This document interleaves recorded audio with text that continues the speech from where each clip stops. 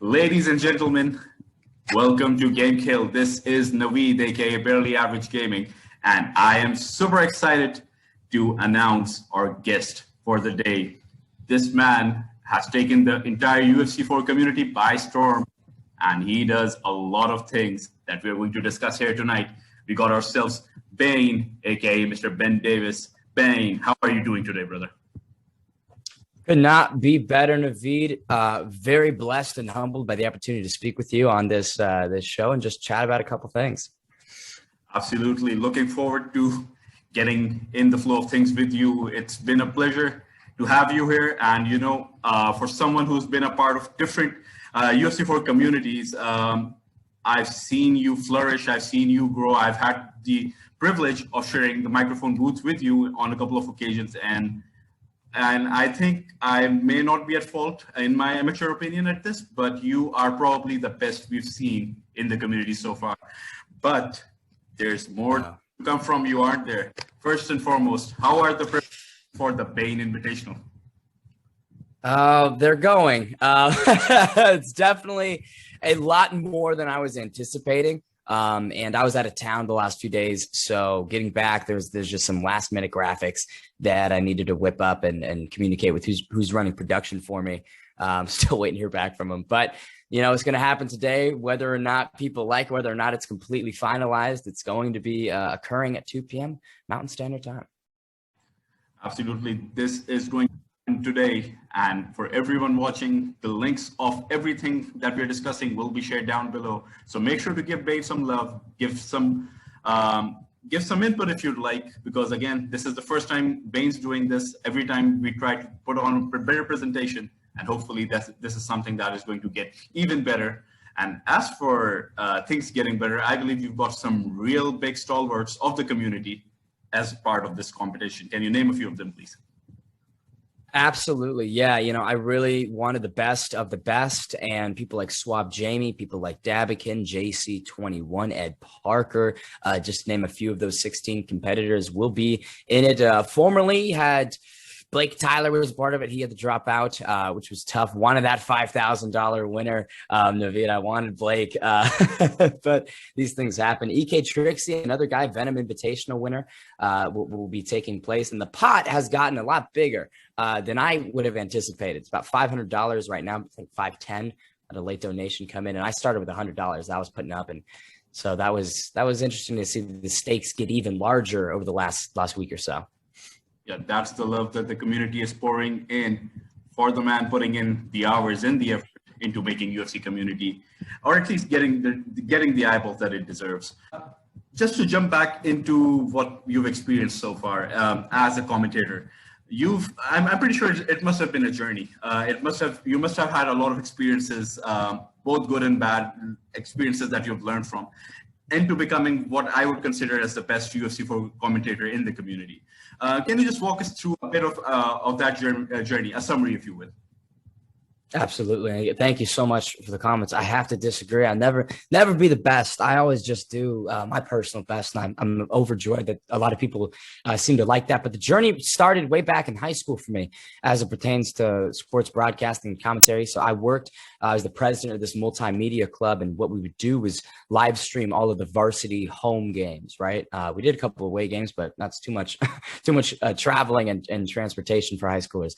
And so I did everything from football, basketball, tennis, women's soccer, lacrosse, like any sport that we could broadcast, we wanted to, because some parents couldn't make it to the game. Some parents may have been out of town, and we felt that it was still important to provide them with a place to watch their kid play, right? Because that's an incredibly proud moment. So that's where it started. And then after I graduated high school and went to college, it's about 3 years off from really doing anything in that realm. And then the esports thing popped up early this year. Now, initially, way back in December, I joined an organization, Agro, to fight. I wanted to compete. And then I went 0-5 and realized I probably shouldn't compete.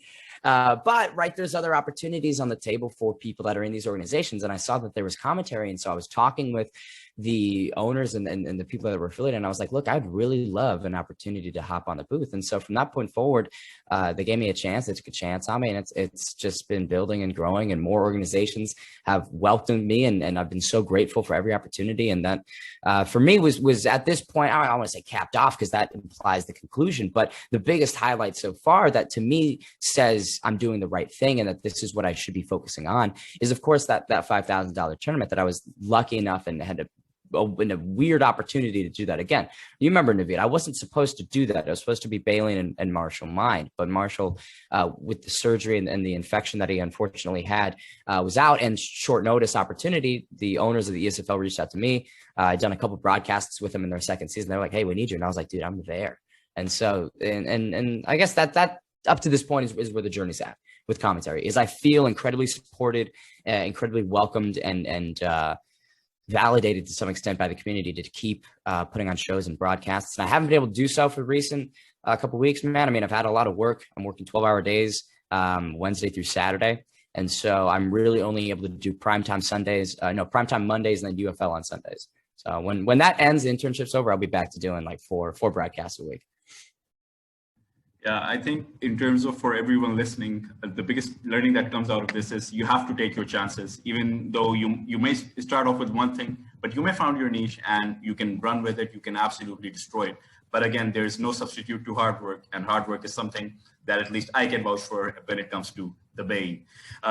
Speaking of getting the right opportunities, I think you were the envy of the UFC 4 community when you were in flesh with a lot of MMA fighters in the UFC 263. How was the experience? How were the fights? How was the whole experience? I would just want you to elaborate. Yeah, man, June 12th, that was a crazy, crazy night. I was wanting to go to it for several weeks, and then our family friends, they had tickets, and they're like, "Hey, do you want to come?" And I was like, "Dude, I'm 1,000,000,000% locked and loaded for that." And the week before that, actually, of course, because as anyone knows, right, with an event, they typically have athlete appearances. There's the weigh-ins. There's a lot of different things that are occurring in the 7 days leading up to the event, and I wanted to be a part of every single one of those because I was like, "Look, I don't know when they're going to be back." The last time that they were in Glendale was 2018, I think, or whenever Ngannou and Velasquez was. I think that was the most recent card that was held here in Arizona. And so I knew that I had to do it all. So I was thankful enough to meet Kelvin Gastelum. I met Justin Gaethje, right? I went to the weigh-ins, the ceremony weigh-ins. I went to the press conference, which was super fun. Watching Nate Diaz just smoke a joint on stage. I was like, dude, this is awesome. And then of course the fights themselves, right? That entire evening was just crazy, man. And I won't rehash the entire story, of course, with Mac and Boog, but touch on a couple things. The fights were great, right? It was a really nice card. There was a lot of grappling, a lot of clinching, which the crowd was not too pleased with, and a lot of hate online about it, right? You heard the boos in the broadcast. It was really palpable that the crowd was not too there for the mixed martial arts element of MMA. But that sort of kind of declined as the card progressed and things got more exciting. Of course, Matt Favola getting stopped by Terrence McKinney in 7 seconds. That was a crazy knockout.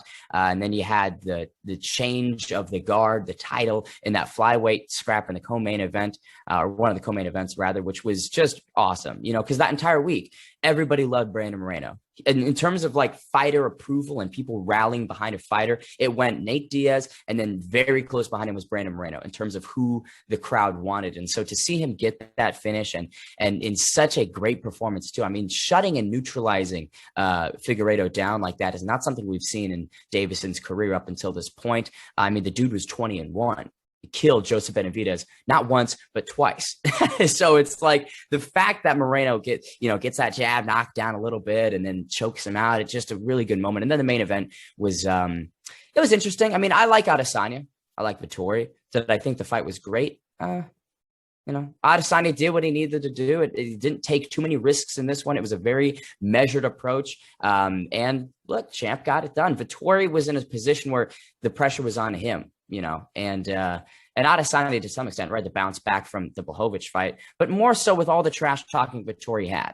That guy was so angry for no reason. I don't understand where the anger was. And so when you act that emotionally and you're so reactive, all that does is put the spotlight more on you? Can you back that up? Can you talk all that crap and garbage, and then can you back it up? And Vittori couldn't do that. And so, that was something. But then obviously after the event ended, I went and hung out with Dean Thomas, who's Tyron Woodley's head coach. He also coaches Jillian Robertson, and Greg Hardy is one of his clients, former ATT big guy out there in Florida. And I actually, again, I interviewed him the month before. And so I had DM'd him and I was like, hey, Dean, like I'll be at the fights. Would I be able to come hang? And he was like, dude, pull through. And so I got to talk to him for about like 90 minutes, just uninterrupted conversation, which was insane because it was a meet and greet and no one showed up, which felt terrible. I was like, why is no one coming up to Dean and asking for like photos or shaking his hand? Like, cause he's a big person. He was working the broadcast. You know what I mean? I'm like, the dude was basically that Trevor Whitman-esque character where every couple fights they'd bring him in. So I was like, why on earth is more people not coming up to him? But again, I'm not going to complain. I got to talk to him for a very long time and that was great. And then obviously the after party with Adesanya and Mac Malley and Booger Beard was insane as well. And seeing the success that Boog's had in the last like 2 weeks or so, having that personal experience with them. I mean, I like both those guys a ton. And I think they're true homies of mine just because of that night that we all shared. And so very, very happy for both of them, man. And Boog's killing it. Big shouts to Booger Beard. Absolutely. And for everyone who just heard Bane talk about Dean Thomas, Bane also does a lot of interviews, and for his channel, you can definitely go there. The links in the description. So you can go there, you can revisit all the interviews. He is talking to upcoming talent. He's talking to the stalwarts. He's talking to coaches. There's a lot of insight. If you're an MMA fan, there's a lot that you can learn from. So big shout out to Bane for his YouTube channel. And moving on to, in fact, segueing from your YouTube channel into streaming. You seem to do pretty well for yourself when it comes to stream. I've had, though the time zones don't really align, but you're doing a really badass stream.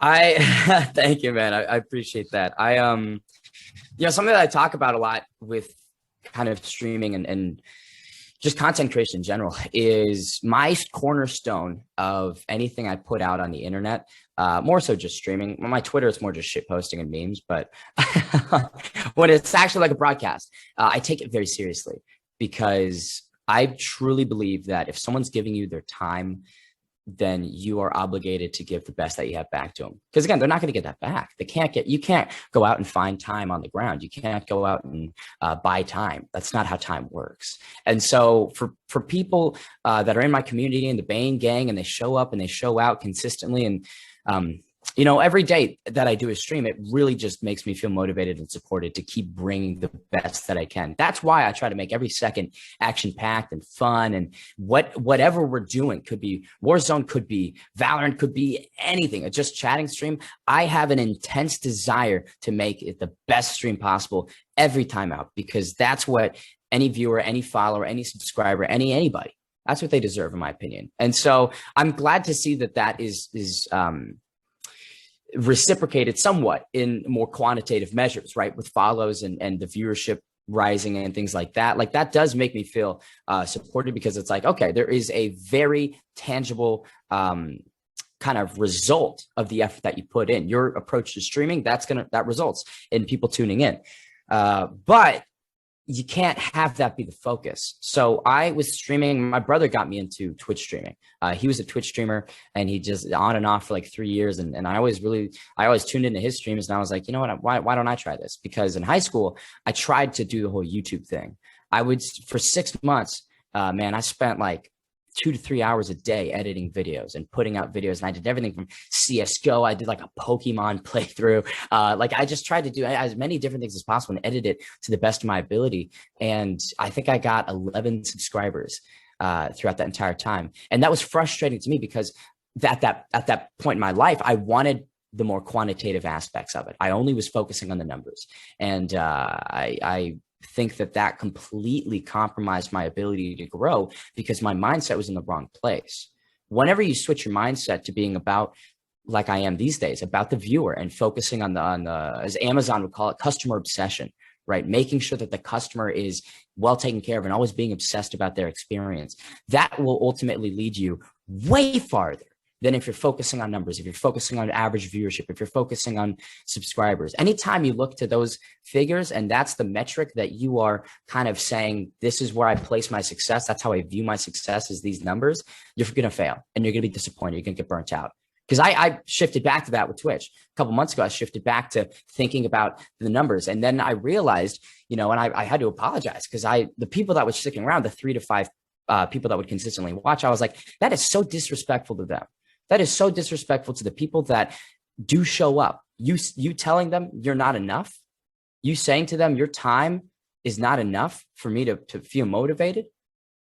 That was very poor of me, And so from that point, you really just got to stay composed and stay level headed and say, look, I'm going to do my thing, and whatever happens, happens. And at the end of the day, Bane Gang rolls on.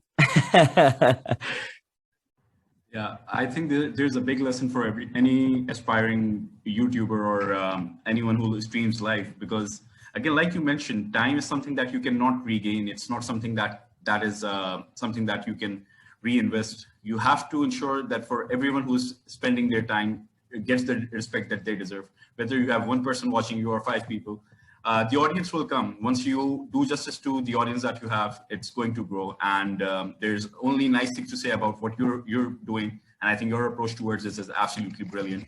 So again, big respect to you for that. There are a couple more things that I have to talk to you about, especially when it comes to the stream, and more specifically tonight and the tournament that's going to happen. So I just want to get an understanding of how did you ideate it? How did you incept the idea of running this tournament? And just another follow-up question on that afterwards. Basically plagiarism. What occurred was the Venom Invitational. I loved that event and that concept. And then after I was done commentating the Primetime Grand Prix, and I really enjoyed the graphics that they had for it. And that, again, anytime you have that tournament setup, it's a unique experience. It's not a numbered fight card. It's not like a fight night. It is a singular event that occurs on a day where it's all, it's like Pride, right? It's way back in the Pride days, the Bellator tournaments, the ONE FC tournaments. I wish the UFC had more tournaments, but that concept is just something that I think a lot of people can rally behind for that one day, and a lot of people can watch it from start to finish and be invested the entire time, because if you've got a favorite in the tournament, you have to watch that quarterfinal, that semifinal, that final. If they get there, you're invested. If it's just a regular numbered fight night card, there's not really that same investment unless you've been following that fighter's career over however many number of cards it is. I think that tournaments really allow for fighters and characters more specifically to have that sort of pop. And whenever they're up, they're up. And if they progress forward, that's even more of awareness about them. It's a snowballing effect to the point where we do get to that finale, that main event of the evening. There's just so much fire because people have watched that journey. You don't watch the journey on numbered fight night cards. I commentate a ton, right? I can't tell a specific fighter's last couple fights. You know what I mean? I don't remember. But with this, you know exactly who they fought. You know exactly who they beat to get to that final. And so I think that, to me, was a lot of the motivation to create the event and to copy the Venom Invitational a bit. And I literally just stole the champion of it. I was like, dude, I'm going to take him. And then, of course, that prime time. And Cyrez and MJ Designs have done a phenomenal job assisting me with graphics. And I have to give a big shout out, of course, to Kai Trailers and Grappler as well. But that's sort of where the concept came from. Right. The follow-up question on that is, who's your favorite for the tournament? And who do you think would be the dark horse of the tournament for you? Yeah.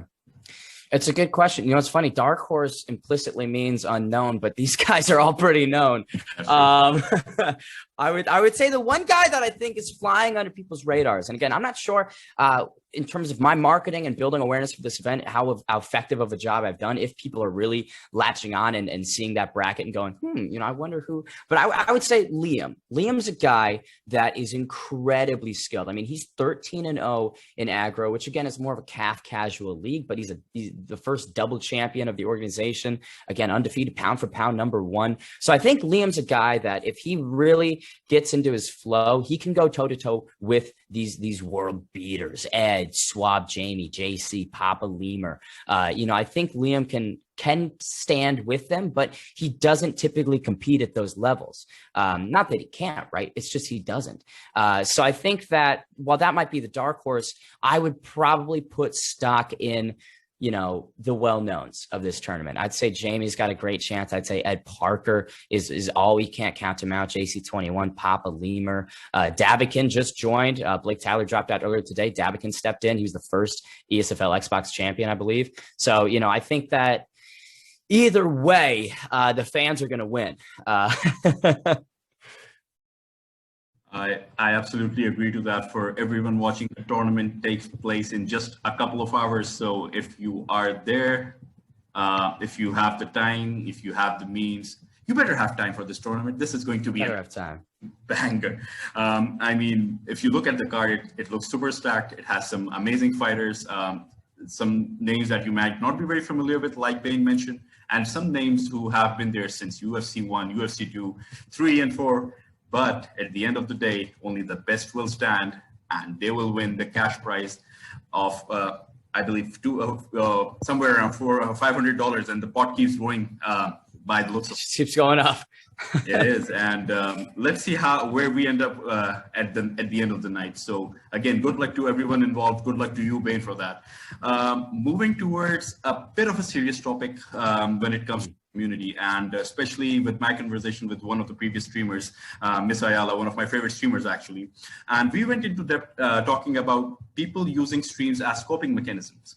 So for a few streamers we've noticed recently, and I think we were at the brunt of that experience with one of the leagues where the league owner ended up imploding in the middle of the stream, and that was not a very pleasant experience for everyone. At the same time, that this is something that I've actually taken a lot of inspiration from, and that is the stream that you had live a few weeks ago, where you went through a certain turmoil in your personal life. But I believe the way you came out of that and the expression that you had was a very positive one, and the vulnerability that you were able to portray and showcase was something that a lot of people are afraid of. And simultaneously, it brought out a side in you that a lot of people were captivated by, and that actually ended up making you more charismatic in the eyes of many. So I would just want you to elaborate a bit more on the mental health side of esports. Is it to be used as a coping mechanism, or is it to be used as something that is basically there to be a creative outlet or creative expression for people? What's your take on it? I will say this is probably my favorite question that you had, because of course, you sent me these earlier, so I had a little bit of time to prep. But, I think it's whatever you want it to be. I think at the end of the day, mental health is incredibly, incredibly individualized, and your struggles and the trials and tribulations that you're going through cannot be one for one with anyone else. It's your experience. And so at the end of the day, if you want to use esports as a coping mechanism, you do it, right? That's what you want to do. If you don't, then you don't. You find something else, because I think the beauty of this, both the esports and just streaming in general, is there's a lot of escapism that exists within it, which can be a negative thing if it's overused, but you get to kind of put the blinders on from reality and watch a really fun primetime card or a really fun GameKheyl card. Like it's a chance to just unplug from the troubles and just have fun. And for people that are operating on maybe the competition side, or myself and the broadcast, there's a lot of validation, right? You feel that support, you feel that love from the community. I have taken photos of Twitch chats where at the beginning, when I hop on the booth and I'm like, all right, ladies and gentlemen, welcome to Primetime 26. I see a lot of people are like, dude, that's my man Bane. Like, Bane's in the booth. Bane's in the booth. That to me is one of the most motivating experiences I think that one can have, because people that you've never met, people that you may never really ever meet, know you, and they support you, and they're encouraging you. And that's just, I think, when it comes to mental health, right, and depression and anxiety and getting down on yourself. And, for me, I live in a studio apartment by myself. It's concrete walls. And so there's a lot of times where you can beat yourself up and you can feel isolated and very just removed from the world. And you don't talk to people for days at a time. You don't eat for days at a time, because you're just, you close the blinders and you're just sitting in that pit of despair and pity.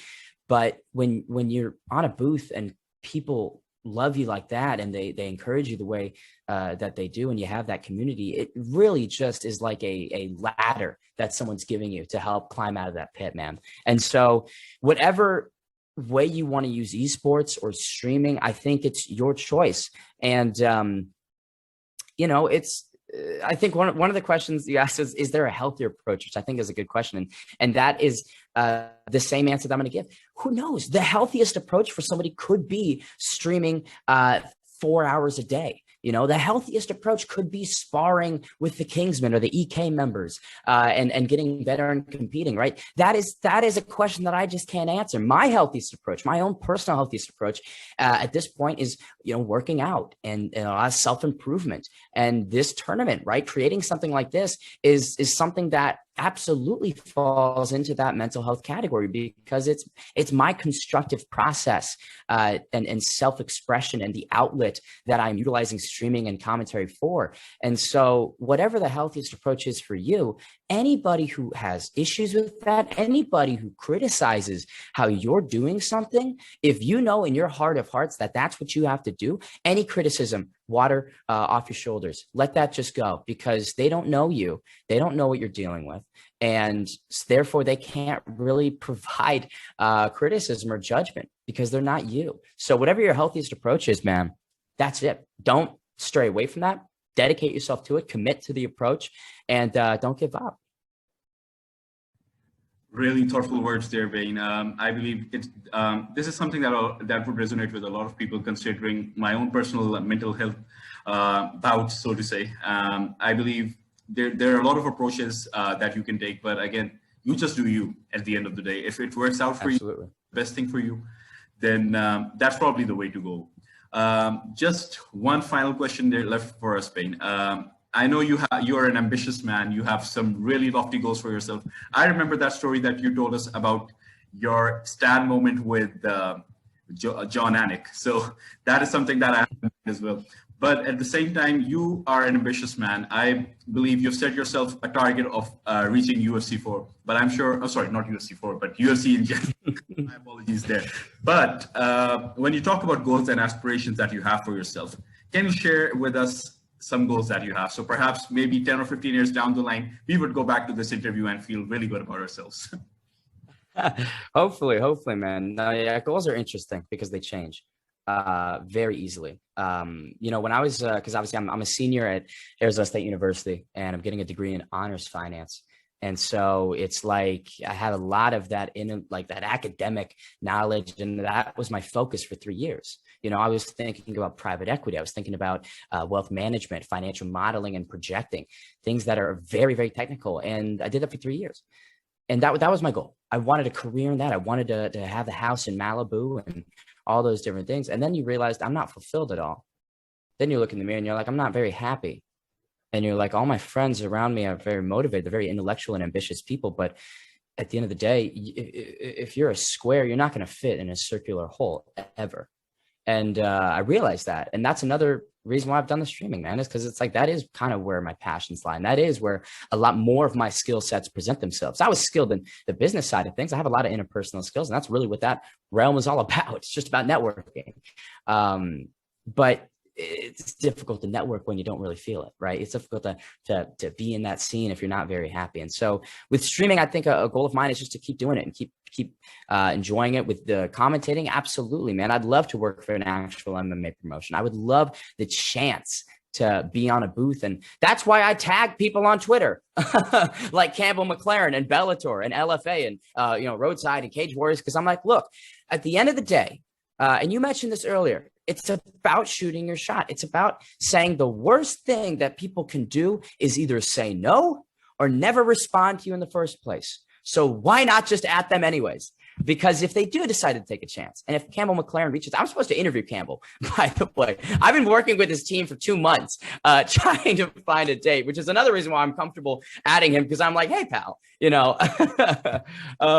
But if someone takes a chance on me, I do truly believe that I have the skill set and ability to make the most of that opportunity and prove, hey, I can hang with actual MMA commentators and broadcasters and play-by-play and color commentators. I have the skills to do it. I just need someone to take a chance and give me the opportunity. That's why I ask a Kenyan MMA promotion, Local Fight Night Entertainment. That's why I DM'd them and I was like, hey, man, can I commentate your card? And they're like, are you in Kenya? And I was like, no. But they let me break down their card, right? They let me have this opportunity to go through their card and do like a bit of a tail of the tape on all the fighters and different fights that are occurring. And so that is what I'm talking about, is you need to have the confidence to go for your goals, because that's the thing about goals, man, is you have to work for it. A lot of people have goals. Hell, I want to be a New York Times best-selling author, right?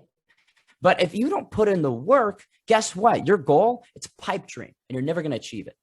But I would say that the biggest goal that I have and what I've really been pivoting a lot of my time and energy into is simply being happy. Simply being happy. I just want to be happy. I want to look back at the end of the day, you say 10, 15 years from now, I want to look back and smile, because I'm like, you know what? I recognized I was in a spot where I wasn't happy, and I made all the adjustments I needed over the last decade and a half. And now I can rest easy, and I don't care what I'm doing. I could be making zero money, but as long as I have elements in my life that make me happy and that make me fulfilled, I really won't be complaining too often. Yeah, it's always nice to have money, right? I love jet skis. Love being on a jet ski. But it's like, you know, my goal is just to be happy and content with who I am and what I'm doing. Well, you know, contentment is something that is hard to come, at least if you're in a position where you can make your peace with whatever you're doing. If it's giving you a sense of fulfillment, every other materialistic thing may matter or may not matter. At the end of the day, this is one of the reasons why I actually started GameKheyl, because it gave me a sense of purpose. It gave me a sense of fulfillment. And I believe for everyone who's planning to pursue a certain endeavor, it's good to do that. And as long as you're getting a sense of fulfillment out of it, then by all means, that's something that you should pursue. And just to add this on a beautiful note, I think I was actually reading this a couple of days ago. The great Wayne Gretzky, and his quote says, "You miss 100% of the shots that you don't take." And that's exactly what you just mentioned there, Bane. And for everything that has gone on with GameKheyl, I think that this is something that I have to thank you personally. For the first card that we ever did on GameKheyl, that was a live tournament that we did. You came out of nowhere, again, with the ordeal that you were going through. I think this is something that I have to put on record and be absolutely grateful for the effort that you put on that day, and being an absolute professional for the effort that you put in. And again, nothing but best wishes for you for the tournament tonight and for all the endeavors that you are planning to pursue. And just on a closing note, any final words from you, brother? Go watch GameKheyl. Go support GameKheyl. Go watch the cards. Go tune in. I always will be there when you need me to commentate. Love the energy, and obviously love sharing the booth with you, Naveed. Absolute pleasure to have you here, brother. Again, GameKheyl tournaments are on hold right now. We are trying to find a producer. As soon as we do that, the tournaments are going to keep on running. We're not only doing MMA and UFC, we're also going to proceed into FIFA. We're also going to proceed into Tekken. There's a lot of exciting things coming up as soon as we get ourselves a PC. President, get us monetization. Help us, brother. Anyways, for everyone watching, this is Naveed from GameKheyl. Signing off. Hope to see you guys again soon with another brilliant guest. Bane, it was a pleasure to have you here, and I hope to see the rest of you real soon. Peace out.